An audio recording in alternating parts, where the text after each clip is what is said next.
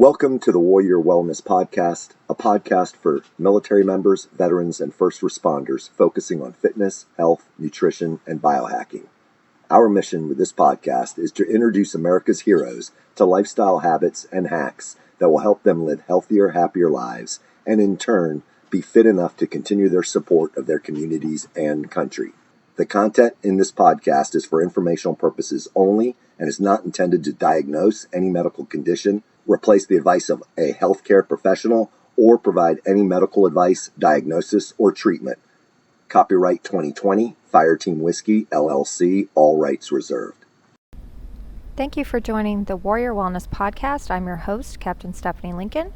Today we're interviewing Army Chaplain Jeffrey Peppers about his opinions of the components of spiritual health and how this ties into an individual warrior's holistic approach to health. We hope you enjoy the interview and make sure to subscribe to us on iTunes and Spotify and leave us a review. So thank you, Chaplain Peppers, for joining us today and contributing your expertise to Fireteam Whiskey. I'm very happy to be here. And I just want you to kind of introduce yourself and, talk about your background and what you do for the National Guard. Okay. Yeah, I'm Chaplain Jeff Peppers. I have been an Army chaplain since about 2008. And before that, I was a pastor for 10 years. And before that, I was an infantry officer for 10 years before that. And before that, I was a Marine. So I've been all around still trying to decide what I want to do when I grow up. But I love being a chaplain. I love the military. I love being in the Army. I love being a minister. So for me, it's the best of both worlds. So people say, well, why did you become a chaplain? Well, you know what? When you have a calling, you have to do your calling. Mm-hmm. And people in the military, law enforcement, medical, we all understand about calling. So that's why I do this. Yeah. And I love that. And that's one of the reasons why I asked Chaplain Peppers. Not only is he my favorite chaplain, but, and I've known him since 2009. We've responded together for a lot of emergencies with the military. But I love the fact that you were, and this is the most respectful way to say it, you were a grunt before you were an officer. I consider that a compliment. Yes, I think it's a compliment. But that's why I just love that you have that background, because it makes you approachable. And, that's kind of what we're all about with Fireteam Whiskey is, you have your Fireteam Whiskey cadre helping you, and we are the experts in fitness, but we're also approachable. We're on this team together, so it kind of makes me feel like you're more of an approachable guy, because you've been in the trenches, you know what it's like to be there and scrub toilets with a toothbrush. I think it works. All right, so my first kind of official question for you in your role as a chaplain. So Fireteam Whiskey prides itself in covering all aspects of health. So we not only cover the nutritional side and the fitness side, but we have our warrior wellness side that is required as well. So all of our participants have to watch 10 warrior wellness videos, and they're all on different aspects of health. So we are touching upon the importance of spiritual health in this interview, and that is I think a huge component of wellness. So I just wanted to ask you, what is kind of your professional opinion about what spiritual health is? I mean, what is that? Well, there's two components to spiritual health. There's health, and of course we all know what health means. Either you have health, or if you have health, you're at ease, and if you don't have health, you're at dis-ease. And but then the other component to that is spirituality. And spirituality, a lot of people consider spirituality and religion. They say, well, I'm not religious. Well, spirituality is a little bit deeper than just religion. I don't say just religion, but it may encompass religion. So somebody who may be very devout in his or her faith will typically have pretty good spiritual health if they apply those disciplines in their life and they feel like their life is aligning up with what they believe their core values to be. Somebody who is not particularly religious may still be a spiritual person. And spirituality, you can define it even down to just in the Army, we say Army values, but just good old American values of doing what is right. And I like to say this, there's nobody in any religion to whom love your neighbor does not apply. It applies to all of us, whether someone is a Christian or a Muslim or Jewish or an atheist. We all should love our neighbors, and that would be one example of an inner value that we have. When someone is living consistently with their inner values, they have a sense of well-being, and so spiritual health is really just a matter of living out your life in a fashion that is consistent with those values that you hold to be the deepest and the most meaningful values to you. I would put that in the same category as spirituality. Religion helps greatly, and by religion, of course, I mean somebody's particular faith, because it helps us to align what is important with us and to align our living after those inner values that we have. My second question is, so what do you think is the link between like a healthy person? So I say, I'm a healthy person, Chaplain. Okay. And what is the link between that healthy person and their spiritual health? I mean, can you have one and not the other? Or, can you have both? Well, I would say that there are people that have profound spirituality and whose lives marry up nicely with their values. They may be a very religious person or a very spiritual person, have great spiritual health, and they may have an illness, or they may have an injury or something, so they might not have physical health, but they would have spiritual health. At the same time, I think that it's, and I'm not an expert at these kinds of studies, but I know that there are links that have been proven between someone's spiritual health and the rest of their holistic health. So I like to look at spirituality as one of those components of our holistic health. So you say that you're healthy. What does that mean? Does that mean that you're free of disease? Does it mean you eat the right things and you have a good, good heart stroke volume and all those? But also, are you living in a way that tends to those deep values that you have? Mm-hmm. And are you spiritually healthy as well? Yeah. So of course, I guess you could say the same thing about mental wellness too. So physical, spiritual, mental, I think the three of them all go together. So the holistic term of healthiness would encompass all three. Yeah. And then also just to kind of elaborate on what you just said, or have you elaborate, I think of, in many religions, they talk about, your body is your temple. And, that how that is an important part of your faith is to care for your body, because that's the one that was given to you as, this is your gift of life. And, I just wanted to kind of hear your thoughts about that. Well, if you believe that your life on this earth has meaning, and that you live for something greater than yourself. And so I'm just expanding that a little bit beyond just the religions to all spirituality. Then there's a bounden duty then to see that vehicle, that vessel by which you do that living is cared for. You would, if you have a vocation of life that involves spending a great deal of time, or maybe a vocation or a profession that involves spending a great deal of time driving your car. You want to make sure that your car is maintained and adequately, and you have sent it in for services, and you have to have your car healthy. Well, I guess that, if you look at your spiritual, I look at us as being spiritual beings that have physical health and that have mental health. Now, somebody else might say, I look at us as being mental beings that have spiritual, to each his own. Mm-hmm. In my view, we're spiritual beings. And so we've been given this body to care for. And if we allow that vessel by which we manage our spirituality, by which we live out our spirituality, if we allow that vessel to fall into disrepair, then it doesn't say much for our commitment to really living out those values. Yeah. And another question I had for you, and I want to get your take on it, is, most of our Fire Team Whiskey participants are first responders and military members, current and former.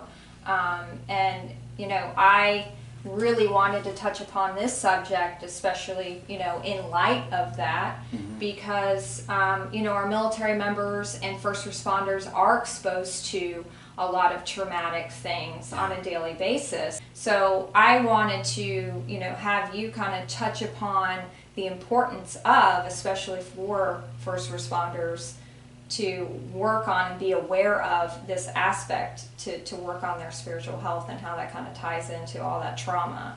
Right. Yes, the difficulty also with the first responders too is they run in shifts. And so they don't always have access to their mosque or to their temple or their church. But I think keeping yourself spiritually fit goes a long way towards keeping your mental grip on things. And sometimes the things that we experience, particularly when we're experiencing suffering of others, this can move us to the very depths of our soul. And the spirituality that must be maintained is here within the deepness of our heart. And sometimes the things that we experience go so far as to tear away at what appears to be the foundation of our living, maybe gradually or maybe suddenly. But those inner moorings and that what we really believe in is challenged. And so we have to, physical fitness, you have to work out.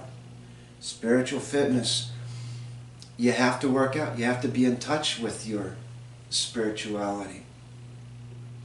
I look at the relationship between the physical, the mental, and the spiritual in this way. There was a staff officer that we had here in the Florida Guard who would he was a medical service officer, and we would, from time to time, we would have to discuss traumatic situations, and he would always make this caveat, because he wasn't a shrink. He would say, "Well, I don't deal with anything above the clavicles." Yes. But I say I deal with what's between the clavicles.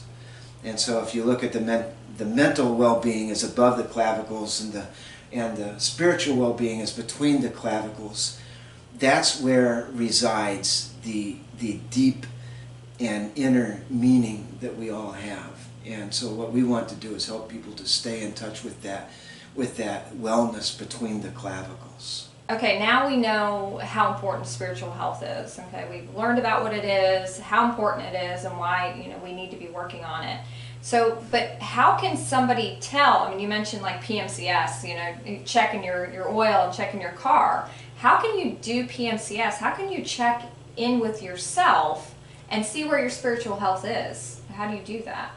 For people that are of faith, they have kind of a shortcut, because no matter what faith you have disciplines of the faith. And almost every faith has some form of scripture reading, some form of listening to the thoughts of others that expound this faith for daily living. And they also have prayer and meditation. For those that are a-religious or non-religious, they can still, they might not call it pray, but they can still spend time in quiet, getting in touch with who they are. They can still listen when that little voice says, "You know what, something is not right here. Something I'm not living in a way that's in tune with my inner values." Or they can still say, "I don't even know what my inner values are. I need to spend some time contemplating that." So time spent contemplating the deep. Now, people who are religious often think of spirituality as coming from above, and that's fine if if they associate their spirituality as being a dispensation from heaven, from God, and so, but ultimately it resides within us, and we have to tend to and answer the question, what is important to you? What are the duties that we have to ourselves, to our families, to others, so that we can live in a way that we feel like we're at ease with our spirituality? Yeah. All right. So now that we've kind of evaluated, where we're at individually with our own spiritual health, and maybe we find some things that need to be worked on. And you may have those tools, like you mentioned, in your own religion to help you with those things, or you evaluate your own tenets and kind of figure out what you need to shift in your life to do that. But I also want you to maybe touch upon how important it is to maybe seek out support if you're struggling and you're not able to kind of fix those things with those tools available to you, and you're still struggling with your spiritual health. Again, that's another area where people that are religious have a leg up, because there are support networks within those religions. They can see the pastor of the church and get counseling, see the priest. You can be part of a small group. If you have a community of faith, whether it's in a temple or a mosque or a church, and so there is that support network. But you can have spiritual support networks anyway, just by seeing that the people that are important to you, that you choose to hang around with. Of course, you have family members, and you can't really choose them, right? But we can select to be with people whose values resonate with ours, who tend to live out the kinds of lived spirituality that is consistent with your own life. And so whether somebody is religious or not, they can find spiritual assistance. It's just that for people that are not engaged in a specific religion, they might have to do a little bit more work. For people that are not particularly religious, like you don't prescribe to a particular religious, and you don't know if you're spiritual yet, you can start by just taking a sheet of paper and doing your own values statement. And values are not necessarily love, peace, different things. It's what is important to you. If you could say, what are the top 3 things, and I just picked 3 arbitrarily, okay? Name the top 3 things that are important to your life. Write those down. Make your own values statement first.